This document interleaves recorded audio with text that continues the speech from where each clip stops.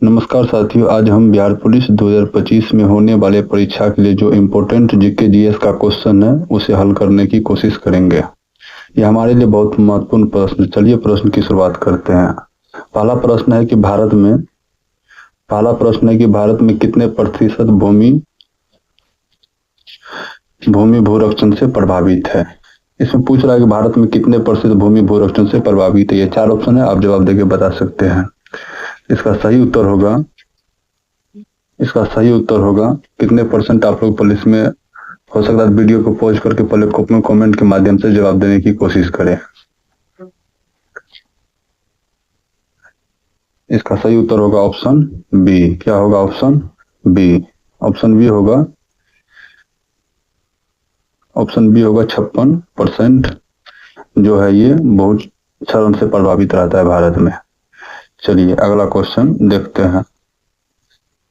अगला क्वेश्चन, वर्तमान में सबसे अधिक उपयोगी देखे जाने वाला साधन कौन है। ये सबसे आसान क्वेश्चन, इसका जवाब आप भी दे सकते हैं। टेलीफोन, रेडियो, मोबाइल और वॉकी टॉकी। आजकल हर एक के पास, आदमी के पास फोन हो चुका है, तो सबसे अधिक उपयोगी साधन कौन है? Mobile phone. क्या होगा? Mobile phone. क्या होगा? Mobile phone. चलिए अगला क्वेश्चन देखते हैं। बोल रहा है मिरर गॉस किसके लिए उपयोगी होता है।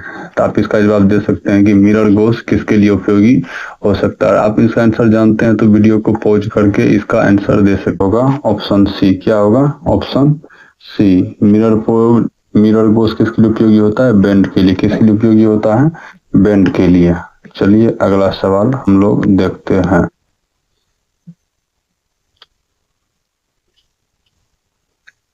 अगला क्वेश्चन है, भूकंप प्रभावित क्षेत्रों में भवन की आकृति कैसी होनी चाहिए। यह सबसे आसान सवाल है भूगोल का। बोल रहा है भूकंप से प्रभावित क्षेत्रों में भवनों की आकृति कैसी होनी चाहिए। तो इसका आप लोग जवाब बताइए।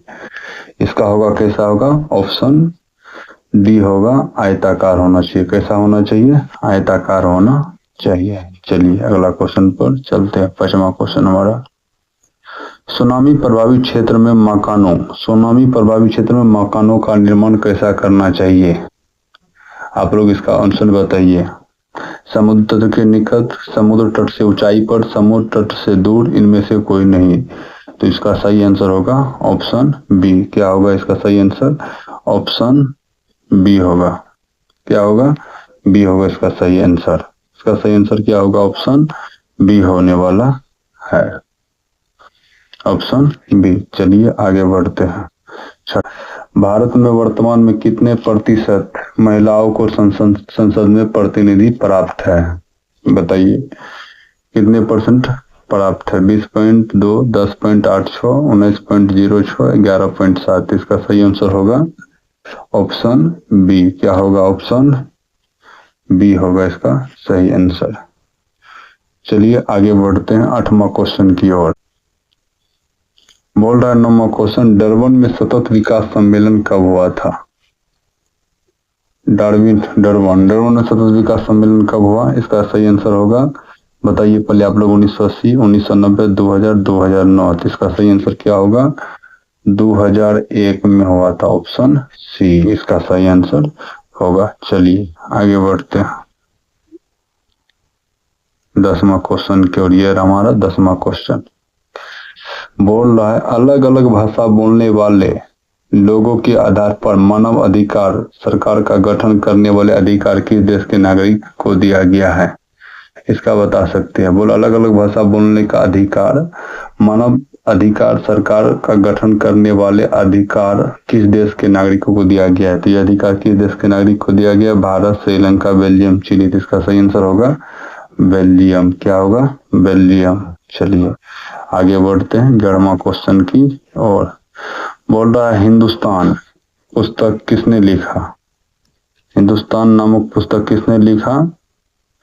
गंगा प्रसाद, कमल किशोर शर्मा, एन सिंह, कोई नहीं। इसका सही आंसर क्या होगा? गंगा प्रसाद। क्या होगा?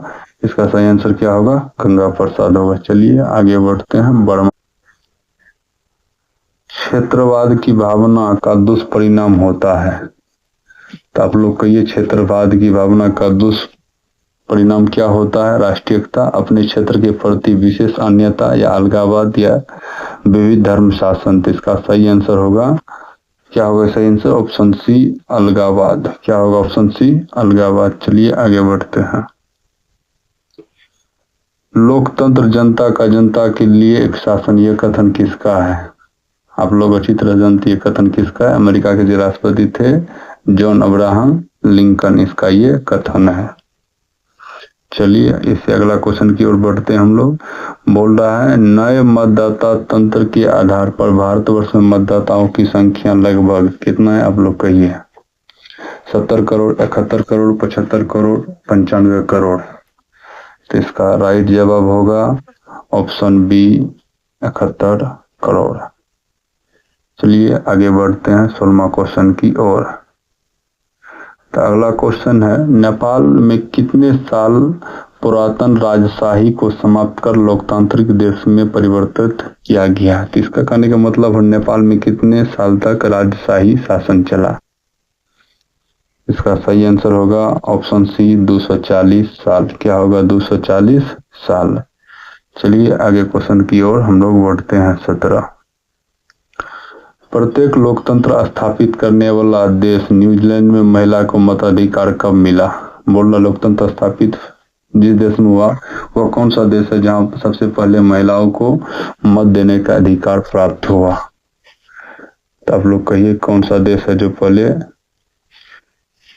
मत देने का अधिकार प्राप्त हुआ? न्यूजीलैंड में महिलाओं को मत देने का अधिकार कब प्राप्त हुआ? 1971 में। कब प्राप्त हुआ? 1971 में। चलिए आगे बढ़ते हैं अगला क्वेश्चन की ओर।